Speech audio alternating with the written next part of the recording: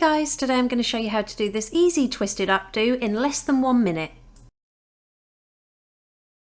To start, we're going to pop the hair into a ponytail, and then I'm going to divide that ponytail in half and then loosely wrap the sections around one another to create a twist. Make sure you do this all the way down to the bottom of the ponytail.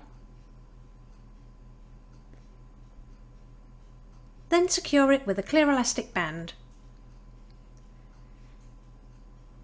Next, we're going to bring that twist to the right up and over the ponytail, making a circle shape. Then grab hold of the top of that circle and give it 1/2 twist. Then just hold that to the head and secure at the top and along both sides with as many bobby pins as needed.